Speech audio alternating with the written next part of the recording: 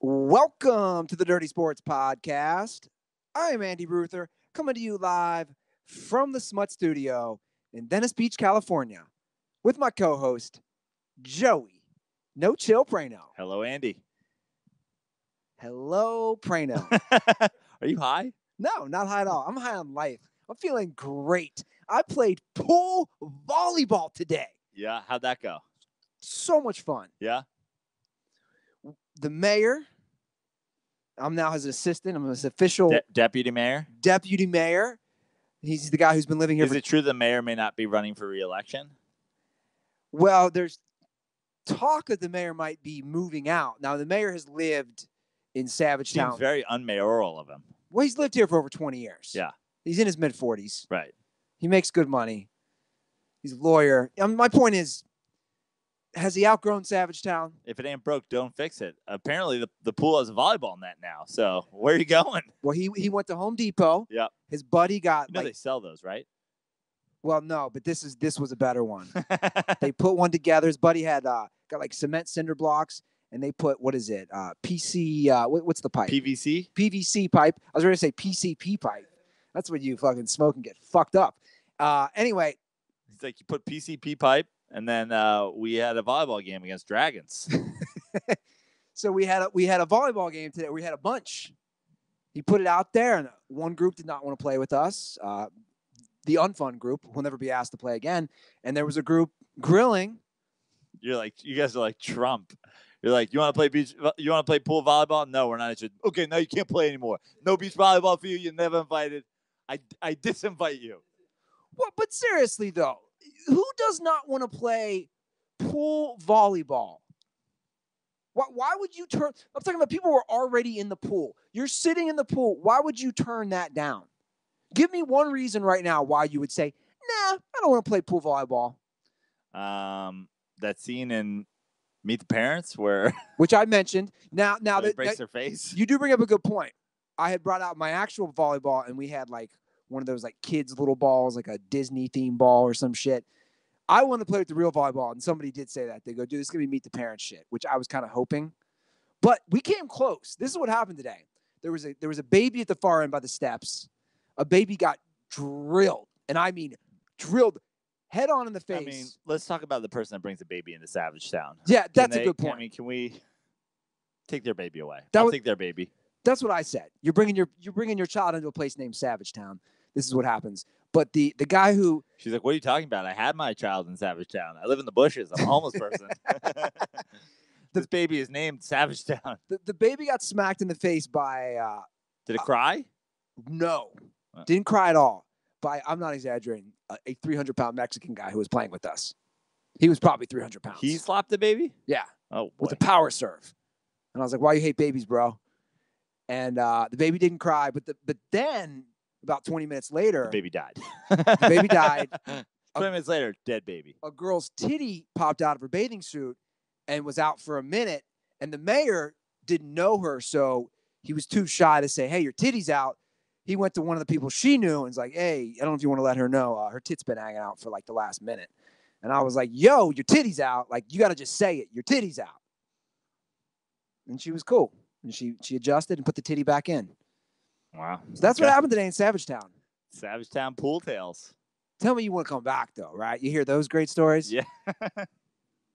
I mean, those are two good stories. The first day of pool volleyball. You're like, you know what, Prano? You haven't accepted my invite fast enough. You're out. You're no longer invited.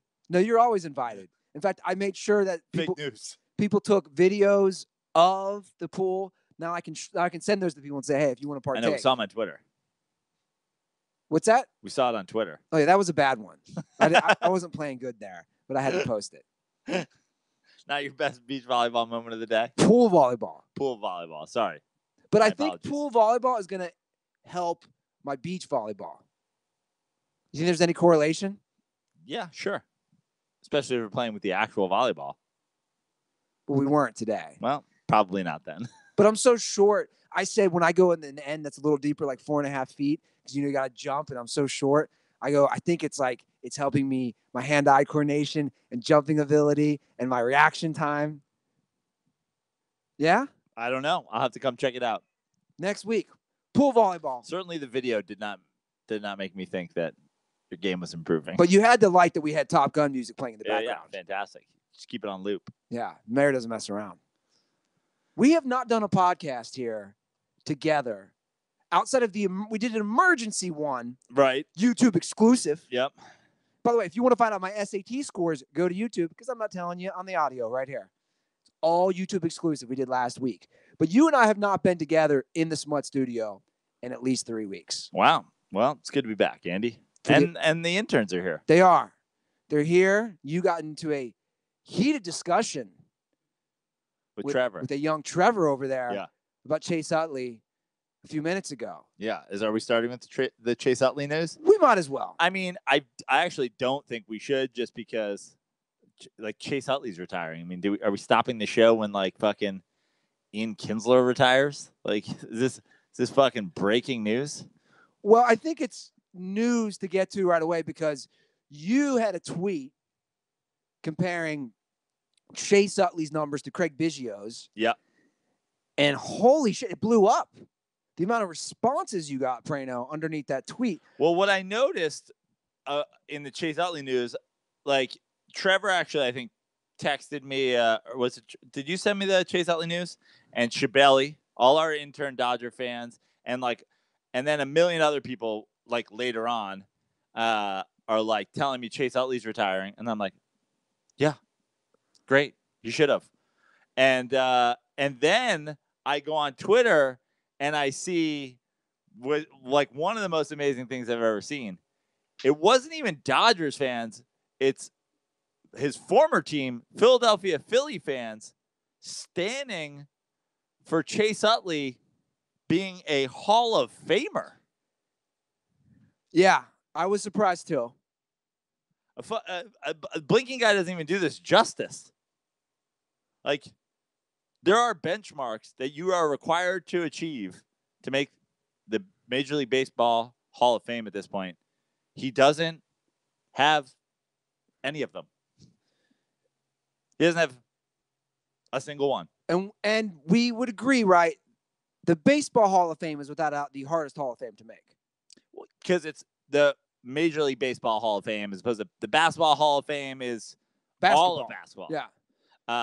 The Pro Football Hall of Fame.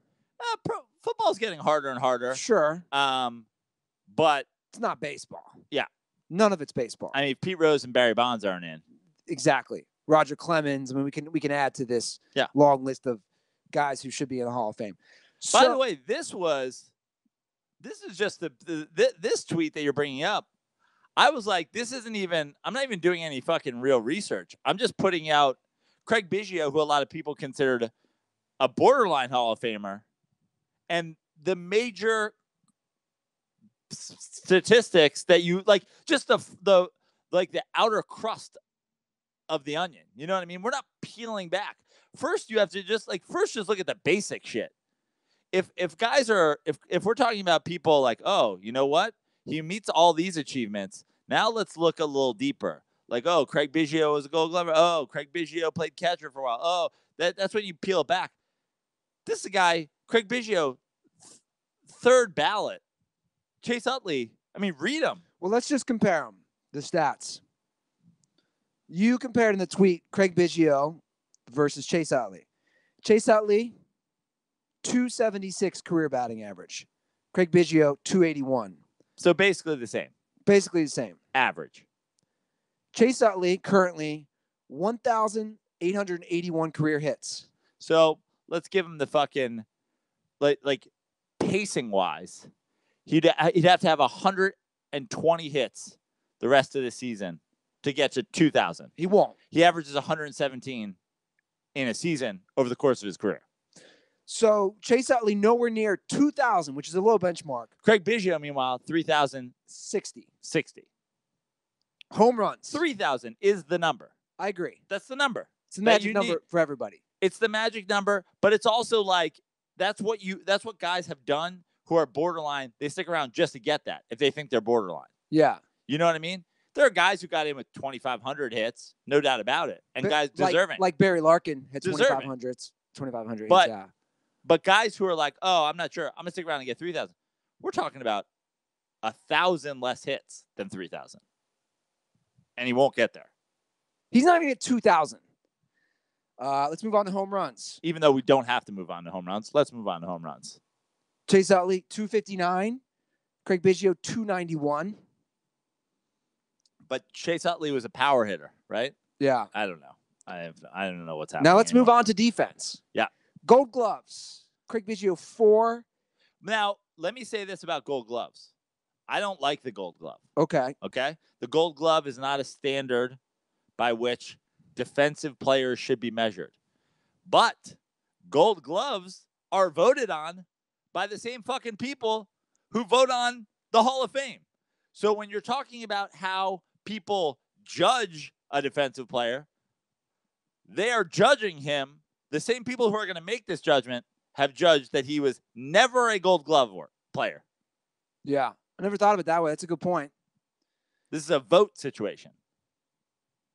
Well, Biggio had 4. He had a whopping 0. So he's stuck in the goose egg there. Here's someone else I want to bring in to compare stats because I thought these guys are very interesting and they're so similar. Brandon Phillips versus Chase Utley. Brandon Phillips with 2,000. By the way, both have played 16 seasons. So, I mean, spot on. Brandon Phillips, 2,026 career hits. So he does get that check mark for that 2,000 career hit benchmark. 275 career batting average. Same thing, at least 276. Brandon Phillips, 210 career home runs. Chase Utley's 259, so Utley has more than him. Phillips, 949 career RBIs. Utley, 1,025, so less than 100 apart. I mean, they're so similar. But then when it comes to Gold Gloves, Brandon Phillips had 4. Chase Utley had 0. Again, so you got a guy who could play both ways. Brandon Phillips, they're very similar. Now, and Brandon Phillips isn't a Hall of Famer. No. And I love Brandon Phillips, obviously. Played for the Reds all those years. Big fan. How about this? Ian Kinsler. He debuted in 2006 with the Rangers. So that means he's in his 12th season. 271 average, 1,894 hits already, 245 homers, 232 stolen bases. More than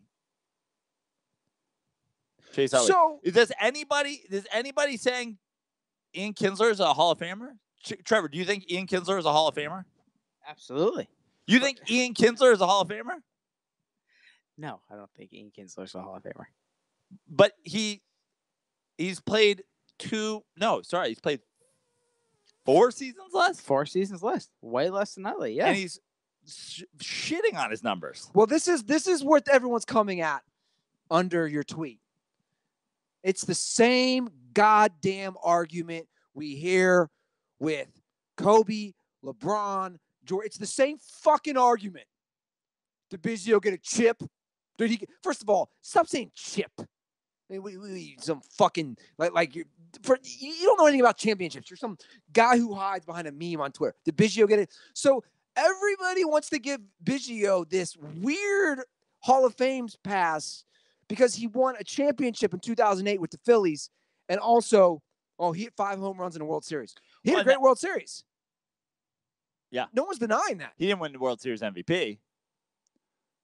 Important to remember. Who won it that year?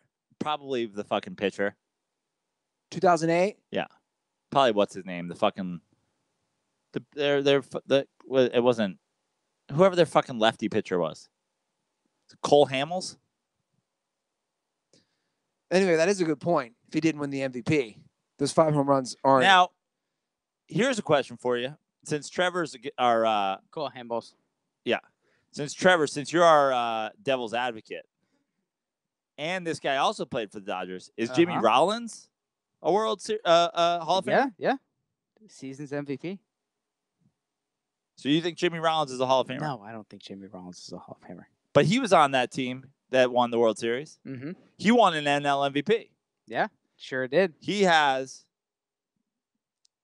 2,455 hits. So he's got almost 600 hits more than Chase Utley. He's got 231 home runs as a leadoff hitter. So he's got less than 20. He's got about 28 homers less. And he's got 90 RBI less as a leadoff hitter. He has 3 times the stolen bases. He's a 4-time Gold Glover. And again, he was an MVP. Well, this is where this is the question that I have for you, Andy, and everybody in the room, because this is my fucking favorite part. Why, oh why, are Philadelphia Philly fans standing for Philly champion Chase Utley to be a Hall of Famer, but they're not standing for Philadelphia World Series champion Jimmy Rollins with better career stats and an MVP? There's got to be a reason why. I just can't figure it out. It's at the tip of my tongue. What is it? What? Chase Utley's racist slime bags. That's why. Because they're fucking racist scumbags. That's it. You had a guy that you could have made the borderline World Series, the borderline Hall of Fame argument for, retire recently, and you didn't do it. And you're doing it for Utley, who's not a borderline Hall of Famer, who doesn't have 4 Gold Gloves, who doesn't have an MVP, who wasn't one of the best players at his position for a fucking decade, who has 500 more hits than you do.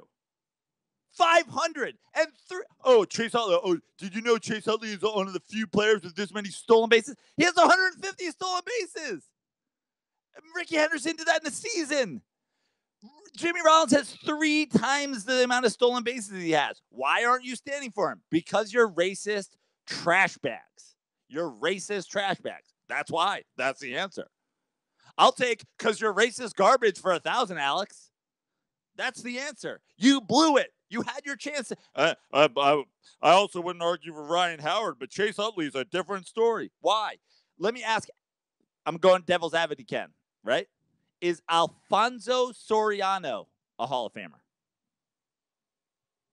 Famer?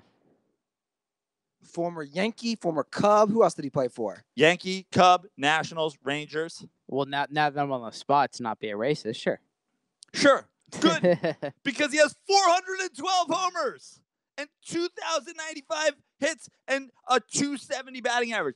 He has double the home runs of fucking Chase Utley. Nobody's talking about Alfonso Soriano. Why? Because he's not a Hall of Famer. He's not. He's not a Hall of Famer. 270, 2,000 hits. Okay, cool. He's a power hitter. 412 home runs. But guess what? That doesn't make you a Hall of Famer alone. Even though he's a 7-time All-Star and a stolen base leader. Well, look. Does he have an infamous slide, though? No. The argument for me ends instantly. Instantly. Dude, guys, I'm not a baseball guy like Prano. And I'm also not a Chase Utley hater like Prano. I'm basically just unbiased here, I'd say. But hold on, let me just finish what I'm going to say. To not have 2,000 hits, you have to have the check mark next to that. The check mark next to 2,000 hits has to be done to be a Hall of Famer now. It just plain and simple does. Like, to me, the argument just ends there. Honestly, that's not even a, like, that. But who's the last guy to get in the Hall of Fame that doesn't have 2,000 hits? Like, honestly, I think it's Jackie Robinson. And somebody brought that up the other day. And I'm like, he's not in the Hall of Fame. Like, Chase Utley's a piece of shit, not a fucking civil rights hero. Like what? Like, but we're not. And also, Jackie Robinson, it came from the Negro leagues. So my point is, we're not taking Chase Utley's number and retiring it league wide. Exactly. Like, Jackie Robinson isn't in the Hall of Fame because of his fucking numbers. Somebody compared Chase Utley to Jackie Robinson? Yeah.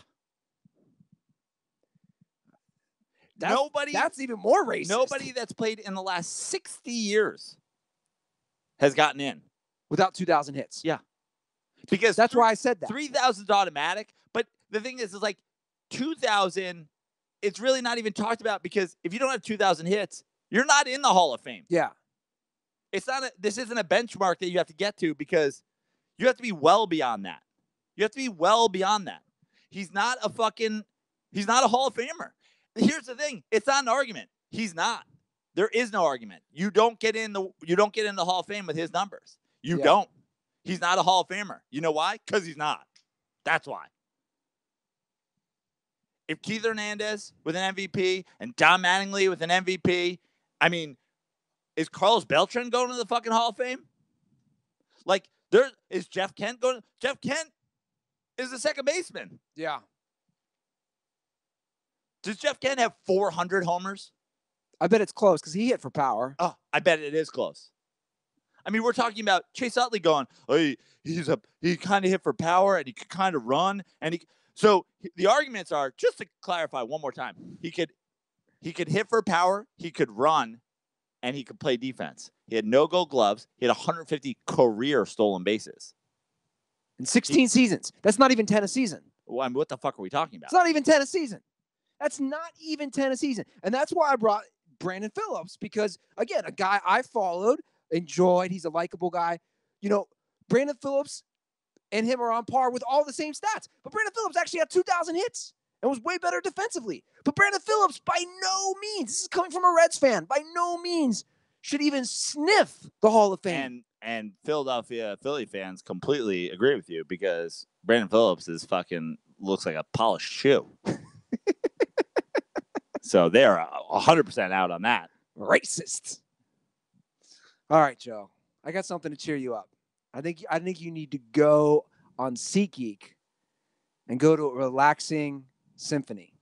A symphony? Some music. I thought you were going to tell me I got to go to the Dodgers game or and you could fucking yell at Chase Utley. Or you could do that. I might go old school Mikey Prano style. I might get a second base side seat and just start yelling Chase Utley's career stats. 1,800 hits? We're talking about Hall of Fame? 1,800 hits? I don't think so, bro. Just start listing. You could. I heard you could run. Why aren't you talking to the mic, man? What are you doing? I'm yelling. Oh. Well, go on SeatGeek. Go on it. Get those tickets for a Dodgers game so you can heckle Chase Utley live, or you can go to the symphony, guys, because that's what's so great about SeatGeek. You can go to any live event. It's not just sports, concerts, comedy shows, monster truck rallies, golf, you name it. All available on SeatGeek, because best of all the dirtballs get $20 off their first SeatGeek purchase. Just download the SeatGeek app and enter promo code DIRTY today. That's promo code DIRTY for $20 off your first SeatGeek purchase. Now, I want to finish up this Chase Utley discussion. And the only way to do that is to talk with a real live Philadelphia fan. We're doing that today. Tonight. This is on you, Prano. This is on you. Now, to bring everyone to the forefront on this, you made a bet with a dirt ball. Kevin Albright. I don't know when it was, sometime during last NFL season, about the Eagles winning the Super Bowl. And you said he could come on Dirty Sports if the Eagles won the Super Bowl. Well, they won it in February. Here we are, July. And this is when he pulls his trigger. He's going to come on now. Let's talk Chase Utley. Now, a quick background on Kevin. He is also a guy who has defended Johnny Manziel, a lot. Yeah. And he also is a Trump supporter. Okay. Good to throw that out there just because I checked his Twitter recently. I was not familiar with that. Yeah. How can you be a Trump supporter? Isn't this kid 17? Yeah. He's from Philadelphia. So he's a racist jackoff. I would guarantee anything that Kevin Albright did not tweet in support of Jimmy Rollins' Hall of Fame candidacy when he retired. Well, let's call him. Let's call Kevin. Let's hope he picks up.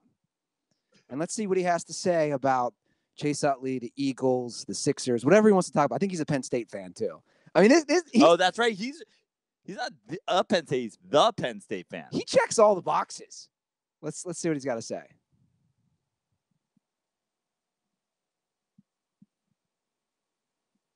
If it connects. Do they have FaceTime where he lives? I hear nothing, by the way. It's trying to connect. Trevor, are we turned on?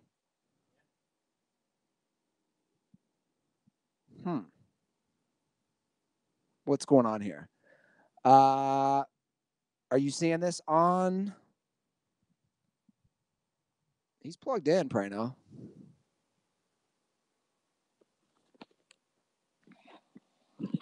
Hello? Yeah. Are we there? Yeah, I'm here. There, the micro. You there, buddy? The volume Yeah, wasn't I'm turned on. Kevin, How's it going? what's up, dude? It's Andy Ruther from Dirty Sports. Oh, how's it going? Is this live? This is not live. We're having problems with the. But you're live. You're live on the show. You're live on the show. It's not. It's Are not live on Are you YouTube. asleep? Is this a fucking Morgan Grimmett situation? No, I'm on the couch. Oh. Well, how about propping up? Don't lie on the couch. Let's do this professionally. Kev, we just gave you your intro, and Okay. we said that we owed you this call after your Philadelphia Eagles won the Super Bowl. Yes, true. So before we get to some of the more current topics, why don't you give us sort of your opening gala here for this call that we've owed you for 6 months? All right, I'll start with an introduction. My name's Kevin. I'm 19 years old. I'm a student at the University of Pittsburgh, and big Phillies fan, big Eagles fan. Those are my two main teams. I do fuck with the Sixers, but mostly the Phillies and Eagles. And yeah, I think this all started. It was the bet for the Eagles-Falcons game, and the Eagles did win. I won $20, and I got this call on the show about 6 months later. And so, you're also famously You're also in a old fucking horror film. what was that noise? I just dead opened my grandma door. coming up from the basement. She's like, Prato's on the phone. Kevin, keep it down. I'm trying to sleep down here. Okay. So here's the deal. Wait, So, hold on. yeah. I got one take. So, but it all came back to me actually right when we were calling you. You're also the super Penn State guy, aren't you? Well, I mean, I was, and then when I was deciding where to go to college, I made that call during my senior year of high school, and I was deciding where to go to college. I was between Pitt and Penn State. Like, my family's huge Penn State people. I was always raised a big Penn State fan. And now, like, I go to Pitt, and Pitt's, like, honestly, I mean, I did choose Pitt because it was, like, college stuff. Like, I wasn't making my college decision on a fucking football team, obviously. So I ended up going to Pitt, and it's, like, Pitt's, like, probably, I'd say Penn State's our biggest rival, and it's just weird. Like, I'll like be at school and everyone's like, "Oh, fuck Penn State," and I'm like, "Yeah, technically I have to say this now." Like, I was a Penn State fan for like 18 years, but What'd you get in the SAT? 1400. Did you really? Yeah, the 16. Yeah, the new one. You got a 1400. Why the fuck are you going to Pitt, bro? You can go somewhere way better than that, right? I mean, did you really get a 1400?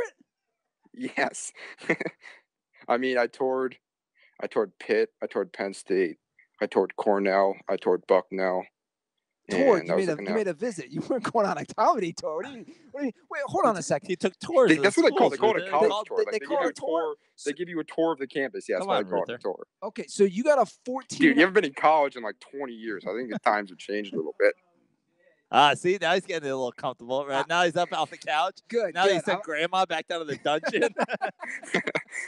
I'm just sorry, Kevin. I apologize. Dude, I don't give a shit. No, I'm just a little surprised that someone who got a 1400 So, also thinks Johnny Manziel's going to make a comeback. I mean, SAT's reading and writing. Like, I mean, I do think I still follow Manziel on Instagram. I follow his comeback.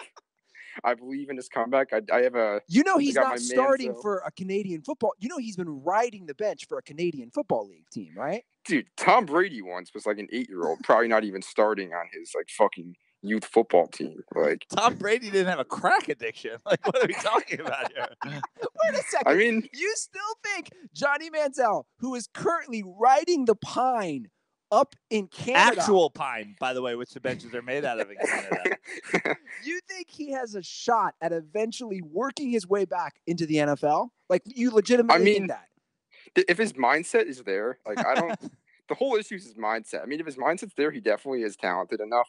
Like, he was probably one of the best college players I've seen in my lifetime. He always had. Yeah, he was a like, great college player. So was Tim so, Tebow. yeah, so was Jimmer Fredette. Yeah, I know, but like, I mean, doesn't really have the intangibles. And honestly, like Tebow had the intangibles, but he didn't really have the pure passing skills. I think Manziel has the pure passing skills, but really not the intangibles. I think if intangibles can get there, he can be probably like a solid backup in the NFL. Okay, so stick to whatever. What are you studying in school?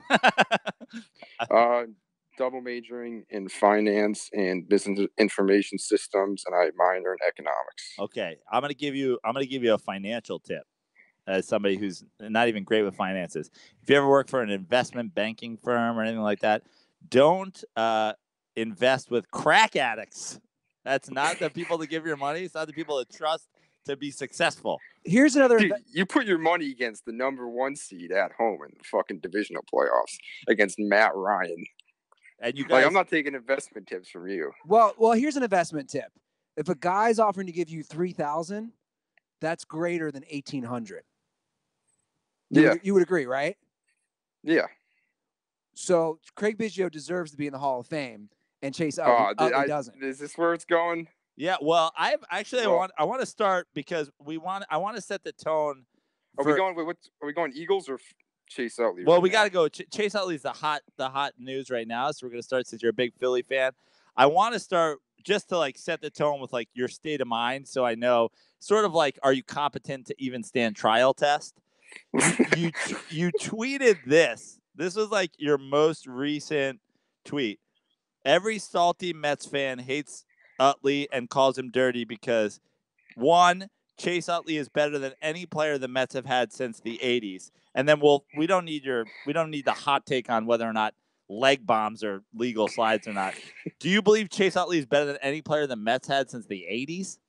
I think that he's better than any player since probably Dwight Gooden and Darryl Strawberry. He's definitely better than Mike Piazza. He's way better. He's always been better than David Wright, and that's not even close. Okay. So when you talk about players the Mets have had, you've got Chase Utley as a 276 hitter with 1,800 hits, 259 home runs, 1,025 RBIs, 153 stolen bases, and 0 Gold Gloves. He's better in his career than Carlos Beltran, who's played more games for the Mets than any other team, who has 2,700 hits, 435 home runs, 1,587 RBIs, and triple the stolen bases. Well, not to first off, mention I'll start off. 3 Gold Gloves and a Rookie of the Year. Okay, I will start off with this. I've listened to the show forever. I followed you guys forever, and I listened to both of the episodes on Jeter. I totally agree with everything you guys know about Jeter. I live about 2 hours from New York, tons of Yankees fans, and he's ridiculously overrated. But you're on record in those Jeter talks talking about how Jeter has 5 Gold Gloves, and you were on record talking about how a Gold Glove is a joke award. Yeah. And now when it goes against Chase Utley, you're bringing up Well, Gold I'm Gloves. glad you brought Chase it up. Utley Hold on. I'm glad you brought that up because you'll actually hear earlier in the episode we just talked about that. Unfortunately, for Chase Utley's Hall of Fame campaign, the same people who vote for the Gold Glove vote for the Hall of Fame. Cheddar Dick baseball writer. So all of those people think Chase Utley was never the best defensive second baseman in the National League. Well, the stats show he was. Chase Utley has an elite defensive run save. Chase Utley, for a 10-year period, was second in WAR, only behind Albert Pujols. There's a lot of Hall of Famers that he's leading in that category. So Derek Jeter will be probably a 99% Hall of Famer. He led Derek Jeter in that range. As a guy that's majoring in finance, you do work a lot with numbers. The numbers I just gave you from Carlos Beltran aren't better than the numbers from Chase Utley significantly in every statistical category. I mean, Carlos Beltran's best postseason was not on the Mets. Chase Utley has a World Series record with 5 home runs in 1 World Series, which that's pretty elite numbers. And he was the MVP of that World Series, right? Chase Utley, he was the MVP of that World Series. Yeah, not on the Mets. No, he wasn't.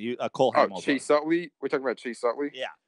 No, that series was against the Yankees. Chase Utley absolutely went off. The rest of the Phillies but Kevin, team here's the thing, dude. I'm not biased like Joe. I'm just the dude who follows sports. The argument ends, he doesn't have 2,000 hits. Do you realize the last guy to get in the Hall of Fame that doesn't have 2,000 hits was over 60 years ago? He just, like you have to check that benchmark, 2,000 hits. You can bring up one championship, but it's a team game. I know that, but But what I'm saying is. But what are you saying? He had one great World Series, so he deserves the Hall of Fame. Well, I'm saying Billy Hatcher for the Reds in 1990 batted .750, which I believe still might be the World Series record, which was amazing. And the Reds swept the A's. Billy Hatcher doesn't deserve to be in the Hall of Fame. My point is, I don't know. Yeah. Yeah. You're right. You should know who Billy Hatcher is. Now, let me ask you something, because what I was gonna say was, like, can I just say this? Sure. All the guys you mentioned who don't have 2,000 hits, were any of them by WAR the second best player in the whole MLB over an entire decade? That wasn't over an entire decade. That was over from 2005 to 2014. Chase Utley had 6 good years in a row. I'd say he had 6 elite years, and then he had some good years. Yeah, 6 elite years. 6 elite years do not make a Hall of Fame player. Do you think Jimmy Rollins? Do you think Jimmy Rollins is a Hall of Fame player? I think Jimmy Rollins is too. Well, I checked because I just wanted to know, because I know Philly fans. I didn't remember this hoopla around Jimmy Rollins retiring and all these Philly fans talking about his Hall of Fame candidacy. So I checked, because I know you tweeted yesterday, Chase Utley, greatest second baseman of all time. I just put Kevin Albright 7 and Rollins into Twitter search. 0 results. I know. You were not out there standing for Jimmy Rollins, even though his career stats are significantly better than Chase Utley's, and he was an MVP. Yeah, I know. I think Jimmy Rollins is a Hall of Famer too, but it was never. I think it's pretty much a given that Jimmy Rollins is a Hall of Famer, so it's never really debate. And then when the people people like you were just like doubting Utley. I mean, I know you hate Utley. Like, every Mets fan hates Utley. And I think you're just biased to the situation. He was a 5-tool second baseman. Just don't come around. He hit for power. He was an absolute great defender. Kevin, hold on, Brandon. Let me hop in here. Is Ian Kinsler a Hall of Famer? Ian Kinsler is not as good as Chase Utley. He already dominates him statistically, and he's played 2 last season. Kevin, take a step back, dude. Again, I'm an unbiased guy here. Brandon, of course, is biased because he's a Mets guy. But he's also presenting facts.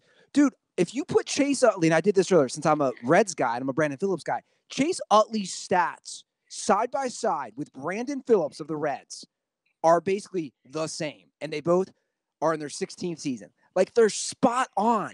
What do you do? Like, batting average and like everything, batting average, home runs, RBIs. Phillip has more Gold Gloves, but my point is they're spot on. They're literally spot on. No one thinks Brandon Phillips. No one thinks Brandon Phillips is a Hall of Famer because he's not. About you just presented like a few offensive statistics. And I presented them all. Nonsense. No. Hold on. This is what I don't like about fucking when people become fans and they have this completely bad look at it because they're just thinking with their fandom. I'm presenting average, RBIs, home runs. Are those not the main stats? Those are good, but the thing about baseball is it's two sides of the game. There's defense and offense. And he never won a Gold Glove because of guys like Brandon Phillips was playing in the National League. Defensive metrics are a lot better than Brandon Phillips. He led the league in WAR one year and defensive WAR. He didn't win the MVP, which is still total bullshit. Is Willie Randolph a Hall of Famer? I don't even know. No, I don't know. Of course he's not. Of course he's not. Okay, no one thinks Chase that. Utley was that's his WAR. Decade. That's his comparable WAR mate, Willie Randolph. That's who Chase Utley was in the big leagues. He was Willie Randolph. That's who he was. I hate the guy because he fucking likes to injure people on purpose. You love the guy him on purpose. You love the guy because he played for the Phillies. We both have our bias. Unfortunately, in the situation of Chase Utley as a Hall of Famer, my bias is 100% right, and your bias is you're a fucking finance guy. Crunch the numbers. Ian Kinsler has played 2 last seasons, already has more everything than Chase Utley. So if you don't think Ian Kinsler is a Hall of Famer, then you don't think Chase Utley's a Hall of Famer. All right, I'm going to rest my case with this. Baseball is 2 sides. There's offense and defense. Chase Utley was an elite defensive second baseman. He was by far the best defensive second baseman in the league for a whole decade. And he had good to great offensive numbers. His top years when the Phillies were great, he had great offensive numbers. The other years, he was good. So for a whole decade, he put together elite fielding and good to great offense, which I think elite fielding and good to great offense is over a whole decade is a Hall of Famer. So let me ask you a question then, because you got 1,400 on your SATs. You claim Chase Utley is the best defensive second baseman for a decade, and you claim he's going to be in the Hall of Fame. And the writers who choose the Hall of Fame didn't think he was the single best second baseman in his league 1 year ever?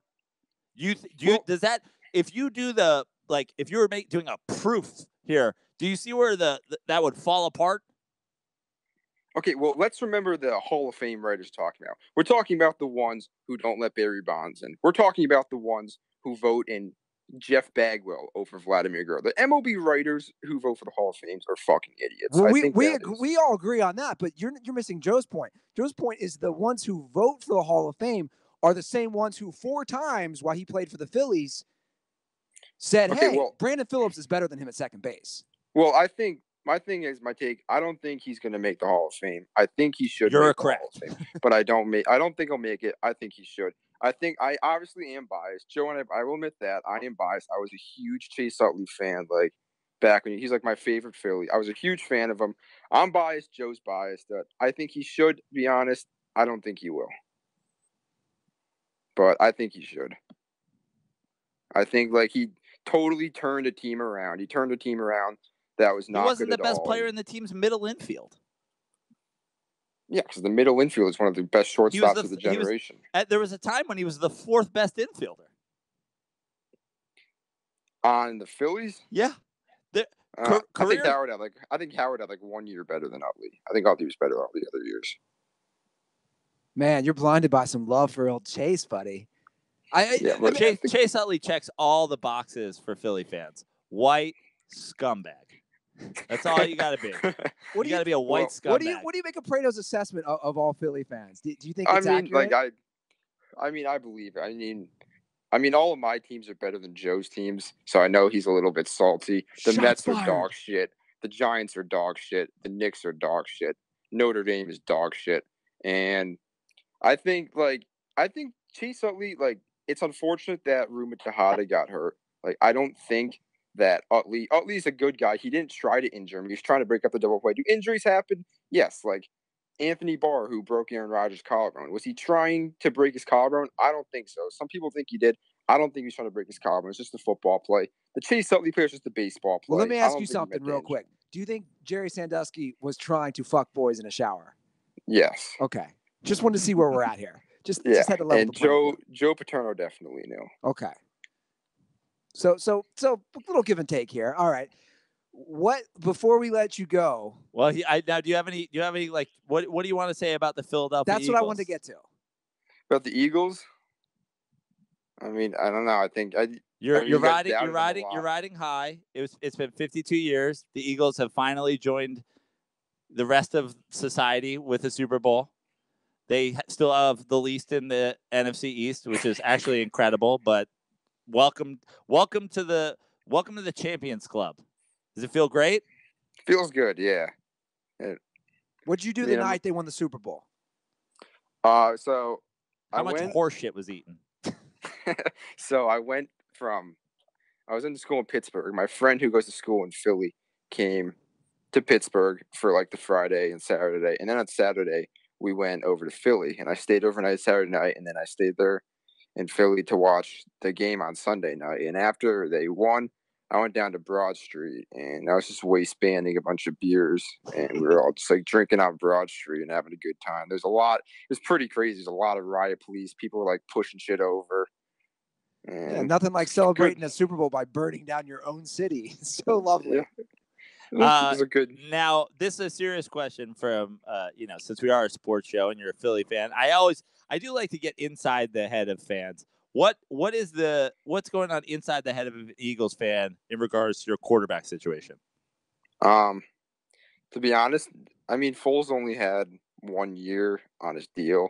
I saw they got a 2nd-round pick for him, and I'm pretty sure Wentz will be healthy when he comes back. So I was hoping. I mean, I love Foles, but I mean, then again, the NFL is a business. I think they should have traded him for the 2nd-round pick, but have run it by him first. I don't want to see Foles on the bench after he just absolutely went off in the playoffs. It's kind of shitty to him, but I mean, it is Carson Wentz's team. Obviously, they did lose a lot of draft picks for the Carson Wentz trade. So, but now, I mean, it is what it is. Are Eagles fans? Are you guys kind of like let Foles start the season and let Wentz like take his time? Or are they hoping he's back for week 1?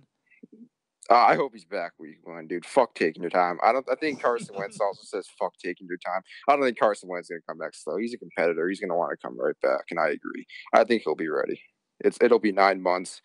He's looking really good. I saw some videos of him throwing and moving around. He looks really good. Because that you always know watching a couple of videos. Look, if I'm you, if I'm an Eagles fan, this is just my take. You sit at least 4 games, at least a quarter of the season. Let Foles play. He obviously has shown what he can do. That's just my take. Yeah, I mean, I certainly like keeping Foles around just to have him on. I'm fine with you guys starting in week 1, but you gotta why trade Foles for a second rounder when you know he's a competent backup and you know your coach is a guy who likes to trade draft picks to get quarterbacks and then run the fucking option with them.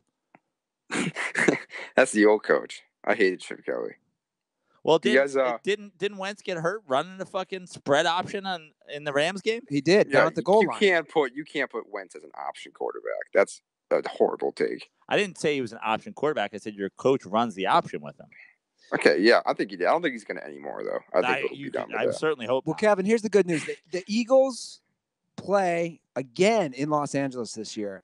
And I am offering you Joe Prano's apartment if you fly out here. You can stay with Joe. You guys can bunk up together. That's dope. See, we already have tickets to that game, and you can go with Andy Ruther because I'm not watching the NFL this year. So you and Andy Ruther, you go to the Rams game, and yeah, you can stay in my apartment. Oh, that's dope. Yeah, I'll bring some cool shit over. We'll have a good time. That's a long flight though. Cool shit over. What does that entail? Bring grandma? No, I'll bring some food over. I make good hot wing dip. I think you guys would definitely like some hot wing dip. Wait, you're flying with hot wing dip? Dude, I'll find a way. Here's what I'll do. He's gonna waistband that shit. Philly fans are just. I'm gonna check an insulated bag with like ice in it and put my hot wing dip in there. Or actually, you really get a 1400, bro.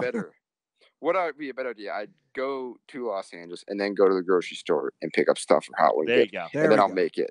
And and I do want to let you know though, we got to wrap this up. But I do live on the 2nd floor, and as you said about Chase Utley, accidents happen, so you just want to be careful. You never know when accidents are going to happen. I won't turn my back to the runner so I can avoid the contact. All right, Kevin. Well, we appreciate you having patience with us. We finally made the call happen. Thanks for supporting the show. And stay dirty, all right? Yeah, thanks for calling me. Have a great night. Thanks, man. You too. All right, Prano. Live calls with dirtballs. We can take the headphones off. Take the headphones off. Wow, I mean, how long are we into the show? All we've talked about is Chase fucking Utley in Philadelphia. Like, are you guys trying to drive me to drink? Yeah, no, we're about 45 minutes into the show. You know what I need to get for you though? Dear God, look at that. Look at that facial hair. We need to get you some Harry's razors. Oh, I got them. And the beauty of letting it grow like this is when I have Harry's razors, I don't have to worry about letting it get too thick because I know I'll always be able to take it down with the Harry's. Lesser razors never do the job on a Joe Prano beard. Yeah.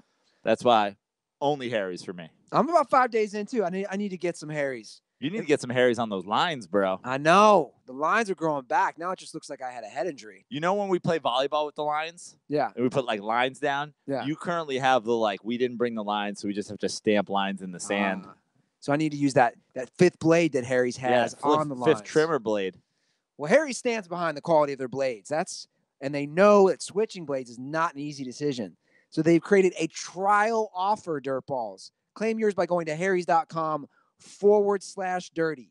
Get a $13 value trial set that comes with everything you need for a close, comfortable shave. It includes all these things: a weighted ergonomic handle, 5-blade razor with the lubricating strip and trimmer blade, that rich lathering shave gel, which you and I both love, and also a travel blade cover, which I used on my last trip. Love that travel blade cover.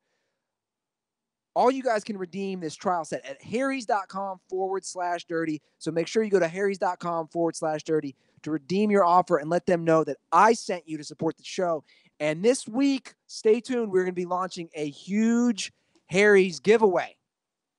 So get a jump start right now by going to harrys.com/dirty. You want to tease that a little bit? What are we giving away? We got some things. Maybe some of these trial sets, possibly. Ooh, interesting. Maybe Dirtballs might have to submit some videos like we've done in the past with Flag and Anthem. I love when the Dirtballs get creative. Why are you smiling at me? No, because the way you were describing it, I Was I showing my hands a lot? I imagine that's what Kevin was doing when he was talking about his like wing dip. He's like, I'll bring the good wing dip. I get very handsy. I'm a handsy guy. Yeah. You notice Even that? though you have little hands, you should be hiding them. Did you see how small my hands looked in that picture with Sean Merriman last week? Like, Your everything looks small in that picture. Dude, somebody replied to me and said, who photoshopped in the little guy? Yeah. Like, somebody texted me and they go, dude, you and Prano and Sean Merriman, because those guys are tall, and Sean's hands look like a mitt, dude, Yeah. like a catcher's mitt. He's got massive hands, and then I'm holding up like a thumbs up, and it literally looks like I was a Make-A-Wish or some shit. Yeah, it almost looked like Sean's hands were so big, it almost looked like he was wearing a gold glove, unlike Chase Utley. See, you're the one who can't let it die, Prano. No, I'll never let it die. Like Ruben Tejada's legs? Too soon? I mean, that guy's out of baseball. Yeah, I know. That's what I That meant guy's to out joke. of baseball. I'm just saying. You ruined some dude's livelihood. We got to talk about the NFL. I know you love it. We got to talk about all the savagery that's going on in the offseason. Bro, Yeah. Out of control. What's the latest? Where do you start? Well, Pac-Man Jones last week. Yeah. This was literally right before we had Sean. Actually, if you go to the pre-show on YouTube, you see us discussing it with Sean Merriman. You get Sean's hot take, Pac-Man Jones. Sean knows Pac-Man well. In Yeah. fact, I'll tease it a little. They were supposed to have dinner, I believe the night before this all happened. And Sean defends Pac-Man. A dude in, in Atlanta at Jackson Hartfield Airport who works for the airport went at Pac-Man and tried to fight him. And then Pac-Man and him literally threw down. And Pac-Man had on a fanny pack while he fought the dude. Now, Pac-Man's currently unemployed. Right. Well, and one of the greatest things, too, was Pac-Man never took off his backpack. Yeah. So while he was fighting, he had a backpack on, too. And a fanny pack. He was rocking both. Baller. Now, the fighting style. Have you ever fought with your fanny pack on? I don't wear a fanny pack. Oh, I actually almost fought that dude. The old dude. When you were running through the marina? And the guy who was coming up Do you feel like me. you could have taken him even though you were wearing a fanny pack? Do you think would that have affected your fighting? Well, no, because it's a More belt. of an athletic fanny pack. Yeah, it's a belt. They call it a A fanny pack. A fanny pack. I think we already settled An this. athletic fanny pack. well, whatever. I mean, they this call is the it. Chase Utley of fucking waistband arguments. It's Okay. like, sorry, dude, it goes around It's your a waist. fucking fanny pack. Yeah, man. exactly. Yeah, and I think I could have taken the 65-year-old guy, and I would have fucked up his dog too. Yeah, well, the dog would have been a casualty. I'm just saying. Some Pac-Man shit right there. Yeah, but Pac-Man, I want to talk about his fighting style. My brother and I were texting about it. My brother loves Pac-Man stuff. He's like, dude, for an athlete, for a guy who's been in the league 12 years, fighting just a random custodian from the airport, he didn't throw that many good punches. Like, No, dude, the defensive backs with the slap fighting, no one's trying to actually hit anybody. They don't want to fucking hurt their hand on the helmet. That's some slap fighting defensive back shit. Still a pro athlete. Yeah, and a bitch apparently. Like, fucking knuckle up and fight somebody. But you know, the guy, it wasn't Pac-Man. The guy was charged. The other guy who attacked him. I know, and like I love that people come out of the world, but it's like you don't hear like, "Wow, some guy attacked fucking Tom Brady." Like, how come people are always attacking the random dude who's already been arrested 40 times? I'm just saying, does this now? It's like OG being like, "She cheated on me." Now, Pac-Man is right now technically unemployed, which I got to reiterate it so many times. To win or be nominated for the Aaron Hernandez Savage of the Year Award, which we give out every January when they give out the Walter Payton Man of the Year Award, you have to be on a current NFL roster. You just do. And Pac-Man is currently not on an NFL roster, so he needs to get signed by a team. And then he's eligible? Then he's eligible. But then is he eligible? If he gets signed, is he eligible for this incident? Oh, I don't know. I mean, We need to write up some you bylaws. I know you got all kinds of fucking rules, but you don't even know your rules. I think you have to be on a team when the incident occurs. Okay. And then if you get like cut from that team for like murdering somebody, you know what I mean? You're still eligible For the Aaron Hernandez Savage Yeah, of it's the Year like it's Award. like a championship ring. Like if you're on the team at any point during the season, you get a ring. Well, I've decided this year we're going to get an actual statue and send it to the winner of this year's Aaron Hernandez Savage of the Year award. Is it going to be of Aaron Hernandez hanging himself with a bed sheet? I don't know, man. I mean, that's pretty dark. I feel like we could get arrested ourselves for sending that. A bronze statue of a guy hanging? Yeah. I don't know, man. You never know. 2018. Well, someone who's not nominated, but if he was still playing, would be a for sure winner, is our boy, Kellen Winslow Jr. Bro. About legacy, yo.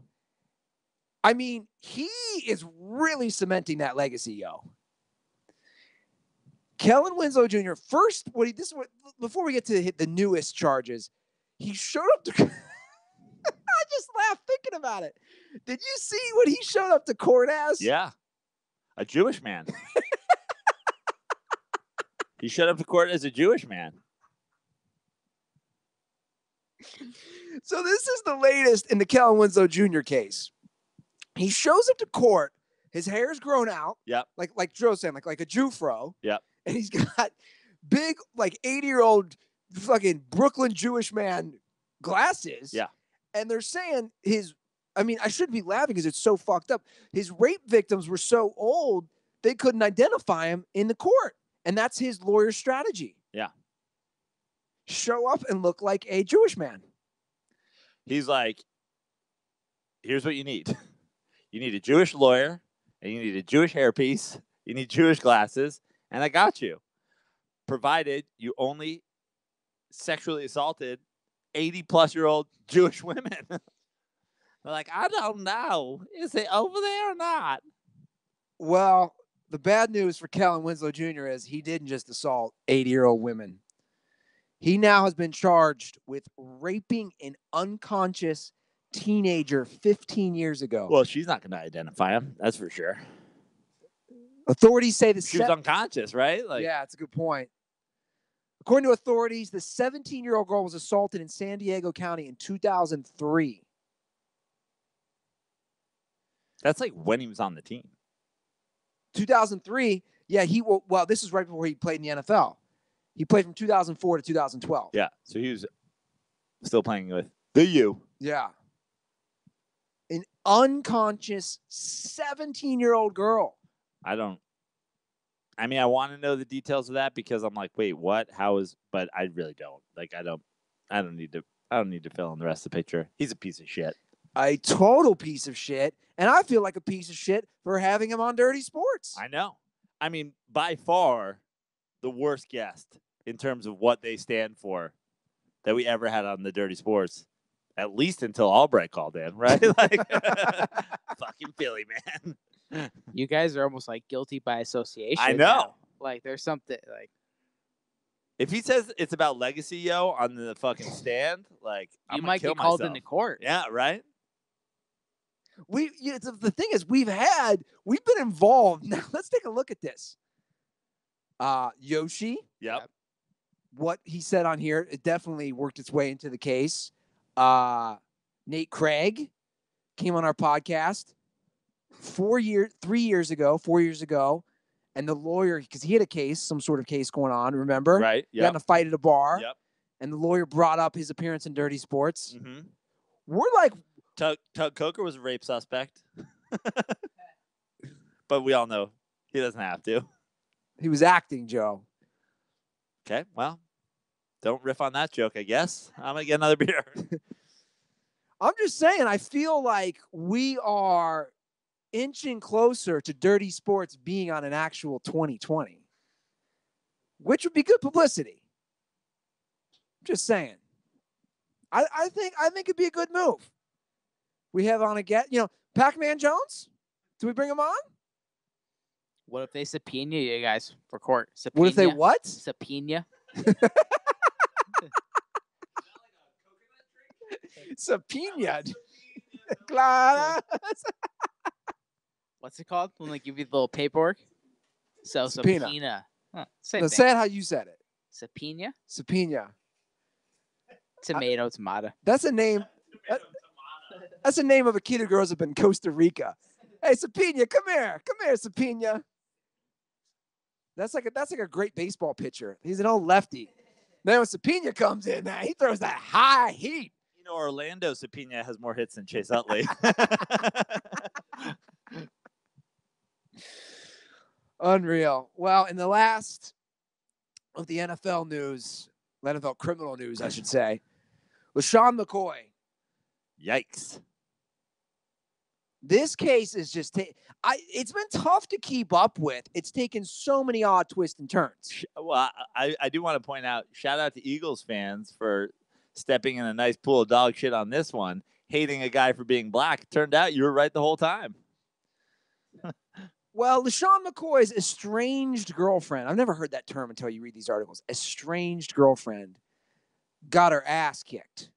And I mean beat and basically robbed of her jewelry. Her name is Delicia Corden, and she is a Instagram model because that's a profession now. Yeah. She got her ass kicked. She called 911 because somebody took a diamond bracelet off her wrist. She thought McCoy sent henchmen to do the job. But now, this is from 3 hours ago from People. This is where I'm getting the hot sources from Andy Ruther for this case. According to People, she now is backing off from that.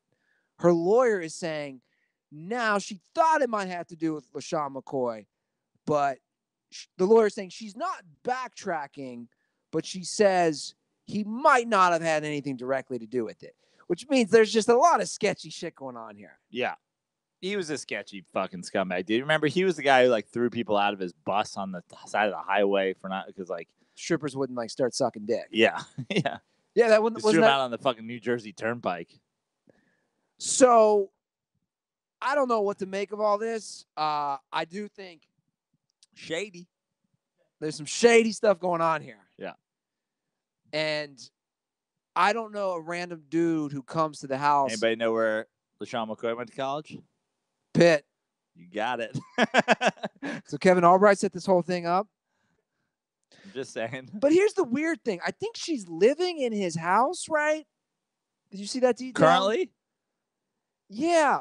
But he was also trying to get stuff back from her. Like, I don't fucking know. There's too many things involved here. Then there was something else I saw where there was a case a few years ago where the cops were called and like she was trying to escape out the window. There was like a bed sheet that she was trying to climb out the window, but then the cops didn't arrest him. I mean, it sounds like a fucking Rumpelstiltskin shit. I don't know what's going on here. Wasn't that Rumpelstiltskin? When she tied the bed sheets out the window? That's Rapunzel. Whatever. I don't know my Disney movies. What was Rumpelstiltskin? He was the hay, right? Did he have something to do with hay? Rumpelstiltskin's a good man. So are you guys. All right, Frankenstein, have fun with your friends. What did Rumpelstiltskin? I don't know what you're talking about right now. That's from fucking Big Daddy. Yeah, I haven't seen. Oh my god, How do you that's like Rumpelstiltskin. That's the best. That's the best. I don't know. What was Rumpelstiltskin? I used to read that book as a kid. What was remember. Rumpelstiltskin's deal? He was a bad little man, though. I remember that. Whatever. We're not looking up what. No, Trevor is looking it up now. But hold on, let's talk about the best line in fucking Big Daddy. In my opinion, Adam Sandler's best movie. He goes to the park and the kid's drinking Yoo-hoo and he's trying to like lure him into like talking like saying the bad shit they do. He goes, goes good in a little Yoo-hoo, little rum. And the kid goes, Rumpelstiltskin? He goes, Rumpelstiltskin's a good man. So are you guys. All right, Frankenstein, have fun with your friends.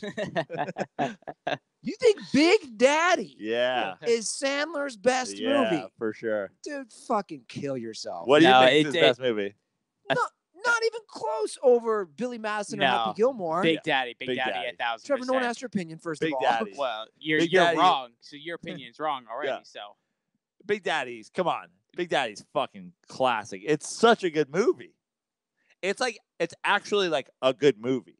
Like, in addition to Billy Madison, Happy Gilmore, hilarious. And like, dude, the Ben Stiller, the side characters, Ben Stiller alone in Happy Gilmore. First of all, I will put Rob Schneider and Big Daddy over fucking Ben Stiller all day. Yeah. No, you didn't. Fish? His Pony? Mr. Delivery Guy is the best role he's ever played. Yeah. Over Ben Stiller? Yep. In Happy Gilmore? They go together like lamb and tuna fish. What? Is it not a good analogy? You prefer peanut butter and jelly? Apollo Creed is in fucking Happy Gilmore. Yeah. Okay. Apollo fucking Creed. And Yeah. And he doesn't have a functioning hand because an alligator bit his hand off. Dude, Happy Gilmore is with or Billy. I'm confusing. Yeah. Happy Gilmore. Which one's the best? What are you putting up there? I don't know. I mean, Happy Gilmore and Billy Madison are. Dude, rewatch Big Daddy. Big Daddy is a fucking classic. Classic. I'm not saying I don't like Big Daddy, but to me, Big Daddy just does not compare to Happy Gilmore. I think it's his best one. Shooter McGavin? Come on. I'll tell you what. I say Waterboy is even better than Billy that's Madison. just nonsense. Now you're ruining our side of the argument. Waterboy's good, but it's not. I mean, Happy Gilmore. My entire dude, Happy Gilmore. I went to see with all my brothers, all of us. That might have been the only movie that all 5 of us ever saw together. Well, just us. Sounds like you needed to be loved by your family more, and now you're blowing. Hey, I love Happy Gilmore. Happy Gilmore is great, but Big Daddy, that's peak Sandler. That was when he was like, boom, everything. That was it. That was the moment. No way, dude. Nothing ever good came after Big Daddy. Some good stuff came. I mean, look, and don't get me wrong. Hold on. First of all, Sandler in non Happy Madison productions also good. Spanglish is a fantastic movie. All right, we got EJ to weigh in on. Have you seen Spanglish? Have you seen it? What? We need the awful. Hold on, let the non-white guy weigh in on this shit. Okay, honestly, I see both sides of the argument, but the only thing that's making me lean towards Joe more is that Big Daddy has aged better. The other movies, they're still funny. Bob Barker kicks fucking Adam Sandler's ass on a golf course. I understand, but as time progresses, people's humor changes too, and it you kind of certain things are just they were really funny back then, and they're still funny, but not as funny as maybe something that was maybe a better overall movie. So that's. By the way, I'm putting Billy Madison over Happy Gilmore too. Why? I'll be curious about that because they're pretty close to me. Because yeah, and they're pretty close to me too. Both Stop looking at me, Swan. Both fucking amazing, but yeah, just the lines, when he takes her into the fucking tent. Carl, good to see ya. And then they would. I love the jack. Same as the last I one. love the wax jack. Replace the 9-iron with a pitching wedge, and then just Norm. Norm's great. You already get the Norm bump. Yeah. Anybody know what day it is? October. The old black maid is great. Yeah. But Big Daddy, in my opinion, peak Sandler. Or that movie where he played the devil's son. What was that? Little Nicky. Yeah. Little Nicky was okay. I think not that I give a fuck, but we should put this out there on the Twitterverse. Yeah. I'll be curious to see what people think. Well, there's a Happy Gilmore, there's 25 Happy Gilmore, fake accounts, Twitter polls. Let's just agree. Twitter, Chase Utley's a Hall of Famer according to Twitter. Good point. So what the fuck are we talking about? Good point. Good point there. I'm surprised by that you're so adamant on Big Daddy. Oh, peak Sandler. He didn't follow up well after Big Daddy. No, I'm telling you, it's peak Sandler. It was. Talk about how it peaked up to that. It was after that. It went Little Nicky. These are the top movies: Little Nicky, Mr. Deeds, 8 Crazy Nights, Anger Management, 50 First Dates, Spanglish, The Longest Yard, Click, and that's. And 50 and that's Spanglish isn't a Sandler movie. Yeah, Spanglish is great. First of all, I stand by that. As is Punch Drunk Love, another fucking great non-Happy Madison Sandler movie. It was all downhill after Big Daddy. Dude, rewatch Spanglish, Trevor. Have you seen Spanglish, EJ? You have to watch it. You're fucking Spanglish. Paz Vega, that. I forget who's in Spanglish. Is that Tia? Yeah, she's his wife in it. Tia Leone, and then Paz Vega's in it. She makes a movie 7.5 just on her tits alone. Now I feel like I need to rewatch all these. If you haven't seen Sex with Lucia, which by the way is a Paz Vega movie, you know how people are always, dirtballs are always calling us for relationship advice and shit like that. Did you see somebody DM'd and was like, Andy, give me advice for my Tinder profile? I just wrote back, pay me, and he never responded. Well, that's absurd. But I don't know if it's on Netflix and chill, but if it's not on Netflix, find it. play Sex with Lucia when you have a girl come over. I mean, you're going to get to some fucking eventually. I told you I watched a recent one that came out in the last 3 or 4 years. It was a serious one. It was really good though. Sandler, his son can't like basically lose his virginity because he's just addicted to weird porn, and he's cheating on his wife. Oh, you're seeing Jennifer Garner? Yeah. Yeah. You watch it? Yeah, it's pretty good. It's really good. It's a serious one though. But holy shit, man. Big Daddy, Happy Gilmore. I'm gonna have to rewatch him. Prano, I've been meaning to play this. Put the headphones on. I have to play it. I have to play it. You're Stephen A. Smith, man. This is old. This is like 10 days old. Stephen A. Smith. Now, we've seen these people who can't pronounce meme. Have you seen some of these? No. You haven't seen some of these? Is this a meme? He joins the list. Well, fuck it. I'll just play all these. He joins the list of people who can't pronounce meme. So the first one up is Stephen A. Smith.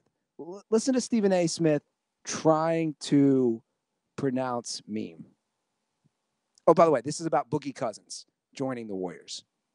Georgia to New York City, all the way out here in LA where I'm at right now. Everybody's talking. Oh my God, just do away with the NBA. You've got memes. That's unbelievable. All right, let me play this again. Right now. Everybody's talking. Oh my God, just do away with the NBA. You've got memes on Twitter with Adam Silver wearing a Golden State Warriors. Okay. So also, just by some, is Stephen A. Smith now doing an impression of me doing an impression of Stephen A. Smith? And on Twitter, talking about memes. Like, what? The irony is that's what all my brother's kids, all the nephews and nieces, they call my mom Mimi. That's basically what he was doing. He was calling my mom Mimi's. My mom's all over Twitter. Well, I was just thinking about this the other day. I want everybody's answer because now that we're talking memes, what do you ever like? I would say there's like 4 or 5 gifts that I act out pretty regularly. What would you say your top ones are? Do you ever? I mean, we all do blinking guy, right? Blinking guy. Blinking guy's up there for me. That I act out. Let me think about that. What are yours? Mine, far and away, the best one. Like anytime I'm feeling good, is the Shaq and the cat dancing. Remember that one? Like dancing Shaq cat. Like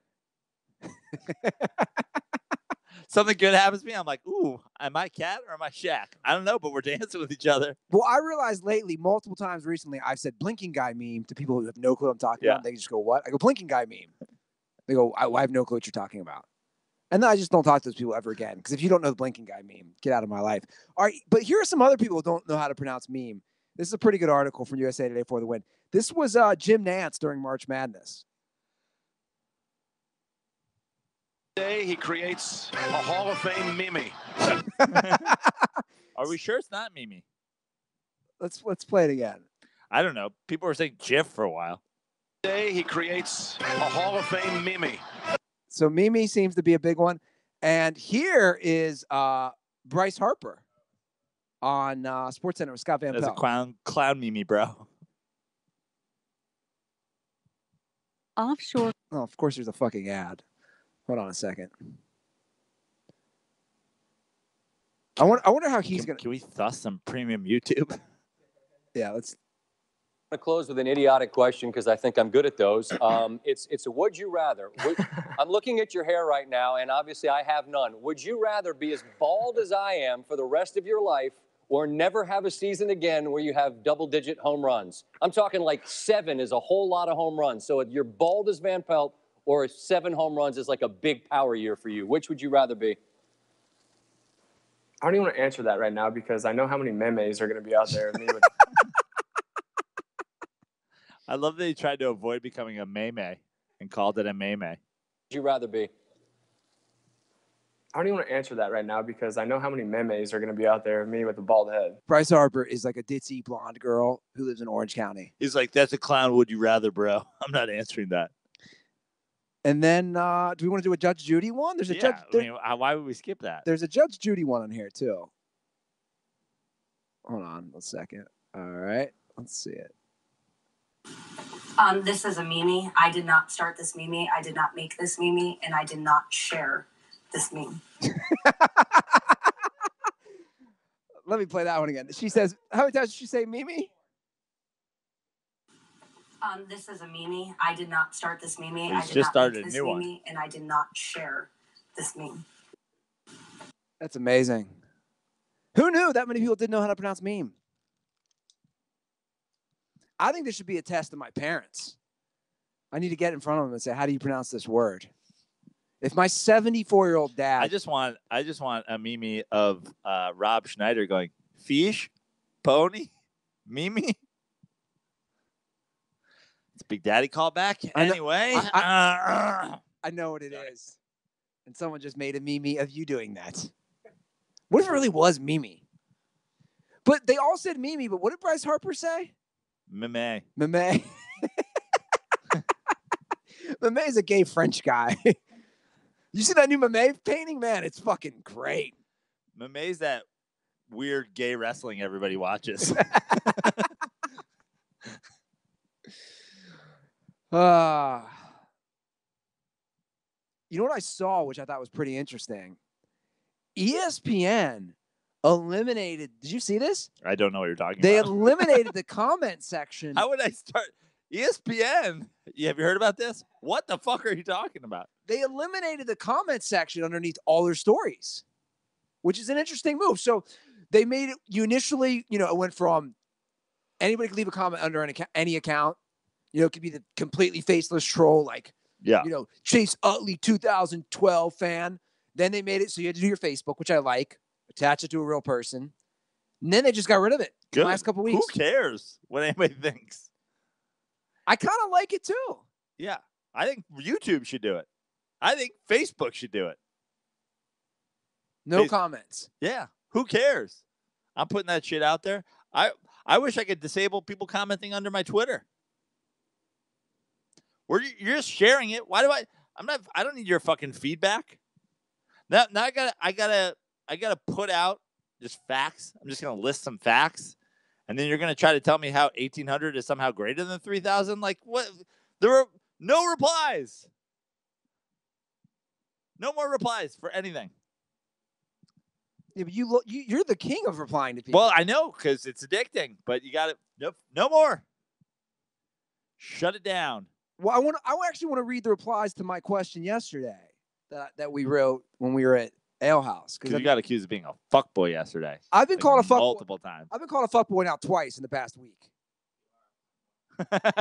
3 times. So if you include Trevor right there. I was called You are a fuckboy. I was called a fuckboy by a girl, and then yesterday we played volleyball, and 2 of the girls who played said that I have fuckboy lines in my hair.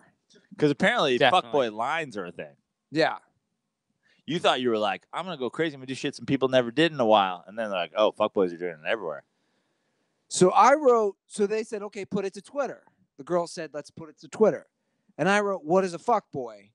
And I predicted that most people were going to reply, you're a fuckboy. The number one response was Andy Ruther. Now that's a meme. Then one girl took You just got made, bro. Did one girl fucking pull the lines on you? One girl put a screenshot of my profile pic. And what did you write with that? Just kidding. Most of it was just me. Do you still not know what a fuckboy is? Someone put Jared Smallwood, who's a dirtball. Coach Smalls put someone who shaves lines into their hair. No, because hold on. The girls themselves yesterday, they both had different definitions of fuckboy. Yeah. So what is a fuckboy? That is the question. We don't know. I feel like I know. I Like, knew like the I answer. know. What is a these fuckboy? girls were the fucking all over the place. What is a fuckboy?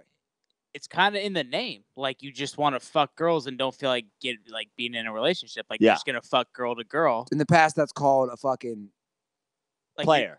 Player. Yeah, you're just a fuck. oh. Yeah, you're just a fuck boy. Like you're just gonna fuck girls and then. But I leave. also think that there is Not a like fuckboy. I also think that there is like I also think there is this like new modern like addition to it, which is like now, like back in the day, if you were just like a player, like you could just like meet a girl at a bar and then like you could give off a vibe like, oh, and then you fuck her and you don't call her and she's like, oh, it turns out he was just like a player. He was just like a dog. But now with like Tinder and Bumble and the internet, like I feel like a fuckboy goes out of the way to not seem like they're just a fuckboy, but then in the end they just fuckboy you.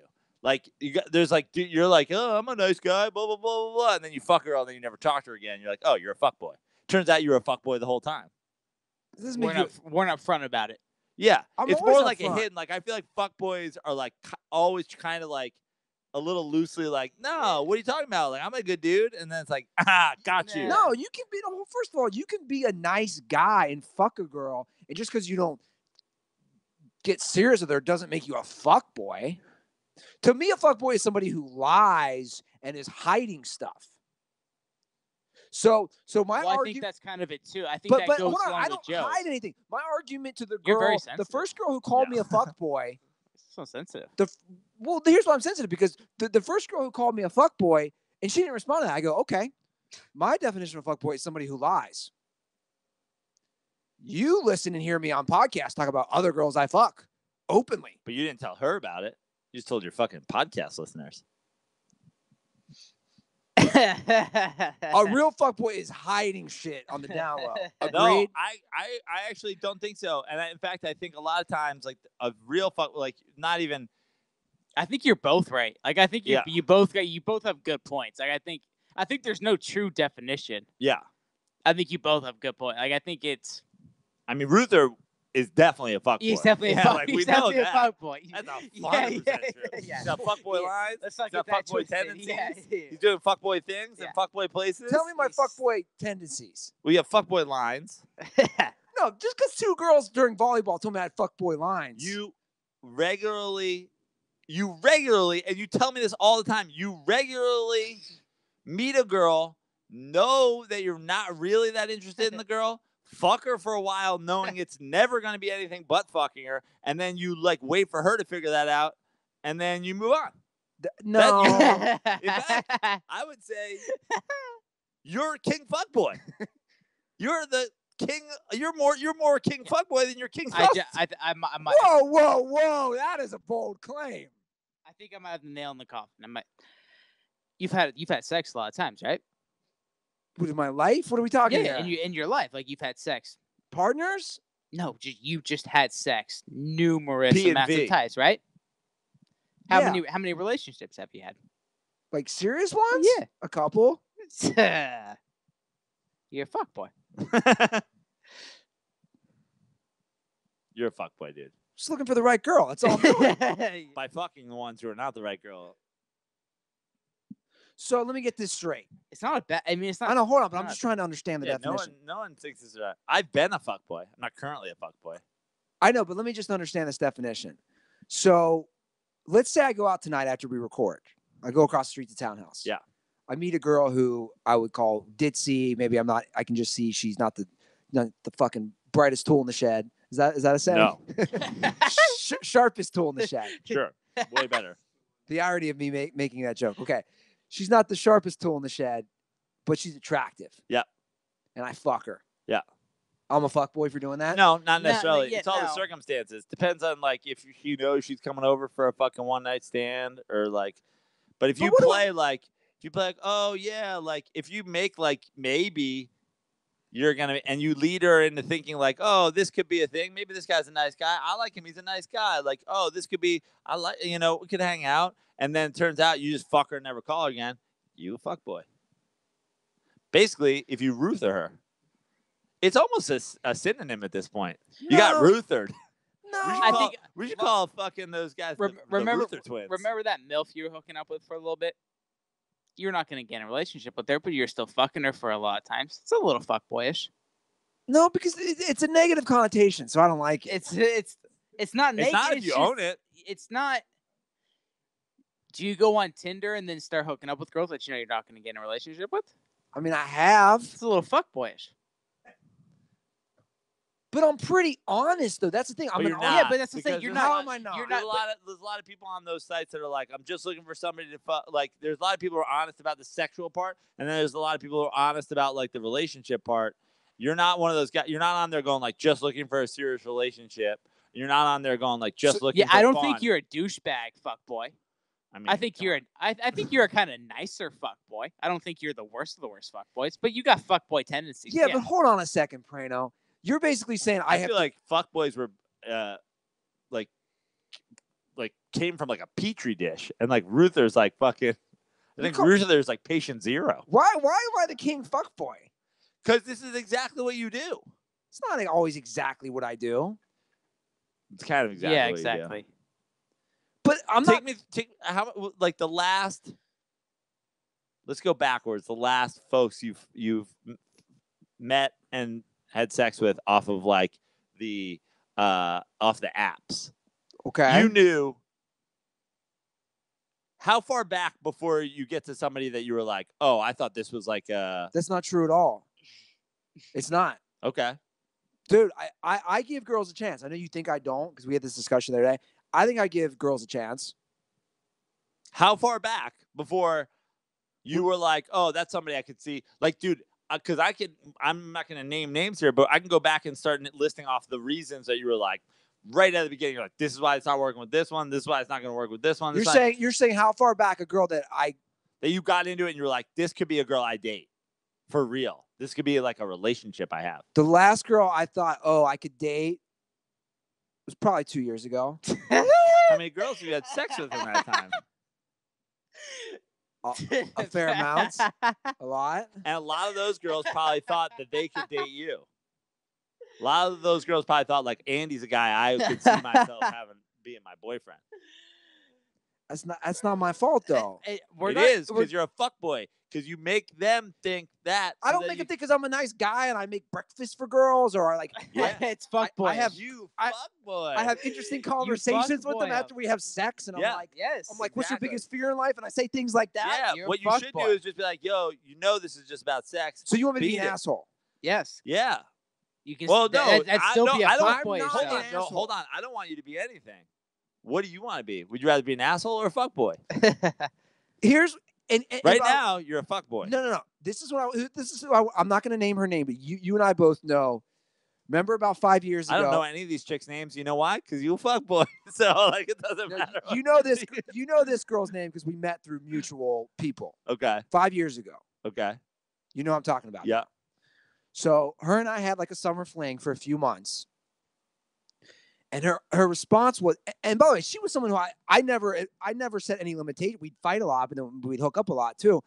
I remember she told me at one point, she goes, the problem with you is you do hurt yourself because like. Do we just stop this in the middle and it becomes a Dent report? I was going to say. Do I still have to come back tomorrow? Yeah, you're coming back tomorrow for Dent report this week. But no, my point is she basically was like, dude, we sleep together, but a lot of guys will just like go to sleep, but like you like to talk and like I do all those things. So she basically said that hurts me, that I should be a bigger dick, but I'm not a dick though. I'm really not. But that was a different situation. That wasn't. But what she said. That was 5 years ago. But I'm still like that with girls a lot of times. Yeah.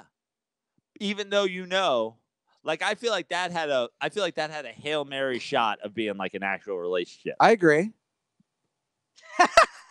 So when you're making breakfast for some girl that you're just fucking, you a fuckboy. So I can't make breakfast. No, I don't give a fuck what you do. Just own it. You're just a fuckboy. That's it. No, dude, my omelets are bomb these days. Good, I'm just saying. Good. Own it. You should honestly call them the fuckboy omelet. Put it on No, because I'm Western omelet. I'm gonna make it for my mom. Texas when she comes omelet. to town. I'm gonna be doing that. Good. Tell her what it is. Be like, Ma, this is the omelet I make for chicks that I know I'm not interested in a relationship, but I have sex with anyway. This is the fuckboy omelet. Do you want bacon in your fuckboy omelet or not? Yeah, you gotta get turkey bacon. That's part of it. See? The turkey, I'm telling you.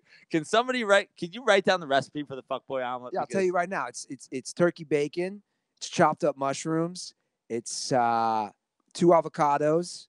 2 avocados? What the fuck kind of person puts 2 avocados in one omelet? You gotta get that fat in it, bro. Fucking Jesus It's a Christ. keto diet. The How fat's many egg- important. How many- That's what's a lot of avocado. What's the egg to omelet ratio in this thing? like 6. Usually 4 eggs. 4 eggs, 2 Bro. omelets? Yeah. How many of these Are do you eat you- a week? Hold on a Are second. you sure it's 2? Are you sure it's 2 avocados? Yeah, a lot of 2 times. full A lot avocados? of times it's 2.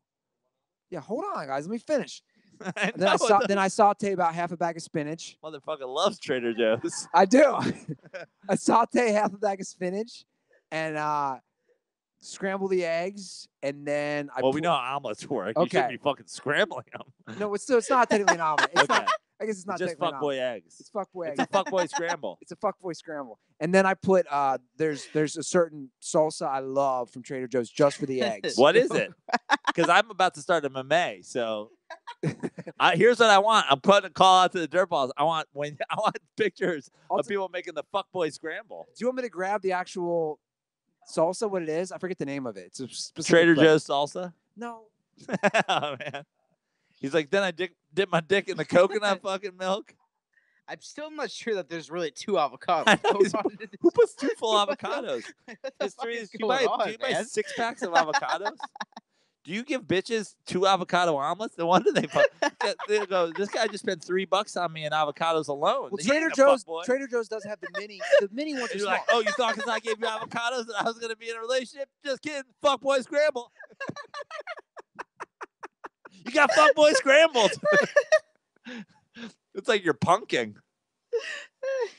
So no, the mini. By the way, the mini avocados at Trader Joe's, they come in 6 packs and they're small. So there are 6 packs. So I do the harissa salsa. It's chunky red salsa with sweet red pepper, earthy heat, and spices. No free plugs. I need to see people making the fuckboy scramble out there. It's Yeah. incredible. So all those things I just said, the fuckboy scramble, it's delicious, man. I'm telling you. And if you want to get some side toast, but I'm trying to cut the carbs, so I haven't been doing that lately. Trying to get on that that keto diet. I do really want to see this, like Dirtballs do it, because I still can't believe that there's 2 avocados. I know. going. That's what I'm Like, saying, I need right? to see Dirtballs do this. But I'm because they're- weird about my avocados. But how? But So any sort of any sort of 2 full any, time. any sort of brown or black parts in it, I don't put in that because I like OCD with that. and so it's mixed into the eggs, right? Like it's He just puts not that. like He it's puts not- that shit in the chicks omelet, right? Like you don't make it into like guacamole and spread it on top, or like No, it's so I mixed- chop everything up. I put it on my board, and then I mix it Your all. vision board? What are we talking about here? The cutting board, and, Okay. and then I put it all. I put it all in, and and then of course you got to put pepper on too before you put on the salsa. They're good eggs. Now last week I tried tomatoes, didn't like it as much. Tried to add a new flair to it. God, the amount of women see on you. the west side of LA that must have had the conversation with their roommates like, oh, it's great. I think it could be a real thing. He made me an omelet with 2 full avocados in it. They're like, 2 full avocados? Yeah, he spent like $6 on avocado for my scramble. Did he call you? No, he's talking about me on his podcast, though. He's calling me the dumb one. No, actually, the truth. You want to hear the truth? I have not made a girl one of these omelets easily 6 months. No, I have made omelets. Trying to get out of your fuckboy ways. No, I haven't made the omelet. I really haven't. I really have Well, we've not. already covered. It's not an omelet, but continue. I haven't made the fuckboy scramble. It's just a solo fuckboy scramble. Can we talk a little sports that's really fully turned into a Dent report? Yeah. Last thing. Kawhi Leonard. Yes. The odds have been updated. Talk about fuckboys. That's why. I was like, Dude, what- fuckboy the Spurs.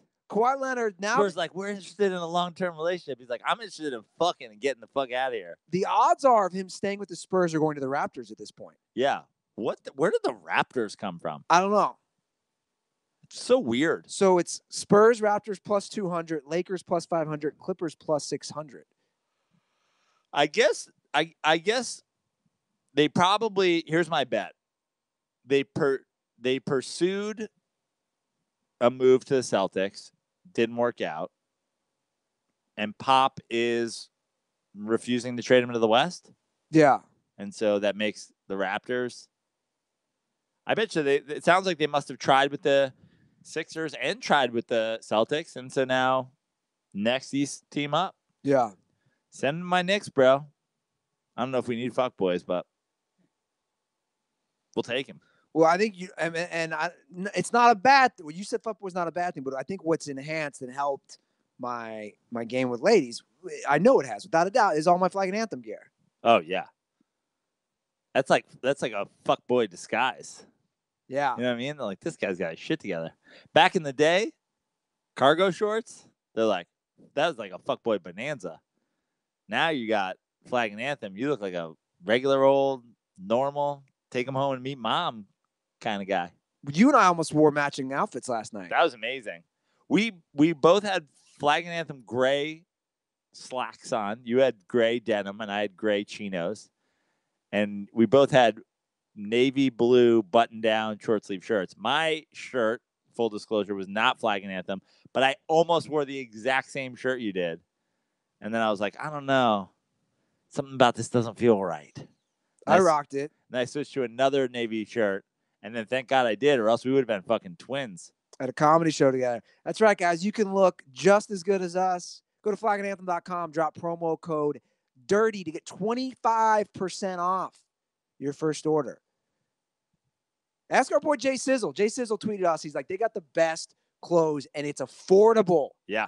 Especially with the 25% discount. Some flag and anthem shorts right here. So are mine right here. Flag and anthem with our Dirty Sports Look t-shirts. at this. The flag and anthem shorts, Dirty Sports t-shirt combo pack.